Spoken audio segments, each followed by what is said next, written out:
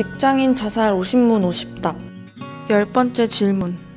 법원의 자살사건 산재 인정 기준과 근로복지공단의 인정 기준이 다른가요? 법원의 자살 산재 인정 기준하고 공단의 인정 기준이 다르면 안 되겠죠. 같습니다. 같다고 봐야 되고, 현행 우리 산업재해보상보험법 제37조에서는 고의 자유행위나 범죄 행위가 원인이 돼서 발생한 자해행위는 업무상 재해로 인정하지 않는다, 이렇게 대원칙을 증명해 놓고 있습니다. 그러나 이제 산재법 시행령 제36조에서는 다만 외적으로 자해행위라도 다음 세 가지의 경우에는 이제 업무상 질병으로 인정해 주고 있습니다. 그 세 가지가, 첫 번째가 이제 업무상 사유로 발생한 정신질환으로 치료를 받고 있거나 또 옛날에 받았거나 이런 사람이 정신적 이상 상태에서 어떤 자해 행위를 한 경우에는 업무상 질병으로 인정하고 있고요.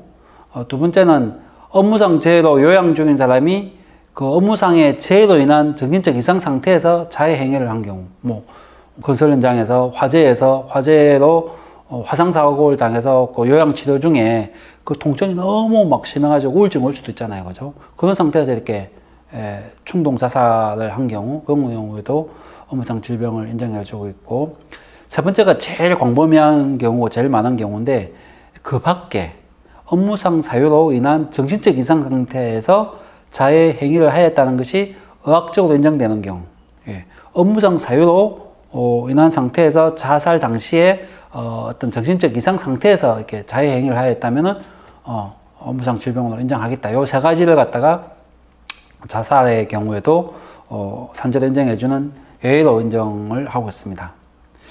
법원과 공단 모두 근로자의 자살 산재 신청 사건은 이렇게 산재보상보험법이나 시행령에 따라서 업무상 재해 여부를 판단하고 있습니다. 다만 근로복지공단이나 법원의 업무상 질병의 산재 판정 과정에서 자살에 이를 정도의 업무상 사유에 대해 그 판단 기준을 재해자가 아닌 일반인이나 평균인의 관점에서 판단하는 경우가 종종 있다는 거죠.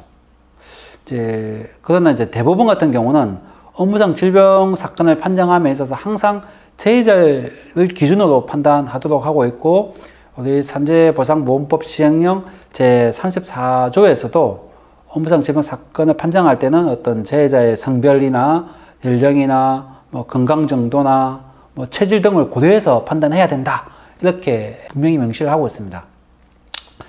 예를 들어 이런 게 있겠죠. 보험회사나 은행 지점장님들은 항상 매년 본부가 내준 그 실적, 그 지점 실적을 달성하기 위해서 엄청난 스트레스를 많이 받는 직종이고 직책들입니다. 그래서 지점장님들은 거의 월 단위 또는 주 단위, 또 심한 데는 하루 일 단위로 그 지점의 실적 또 본인의 실적을 본부에 계속 보고해야 돼요. 핸드폰으로 계속 보고하고, 또 매월 실적이 부진하면은 부진점 회의, 실적이 부진한 지점장들만 다 모아서 또 망신 주는 부진점 회의도 가야 되고, 심한 경우에는 그 실적 때문에 그 다음 연봉이 확 삭감되거나 퇴직을 강요당하는 경우도 상당히 많죠.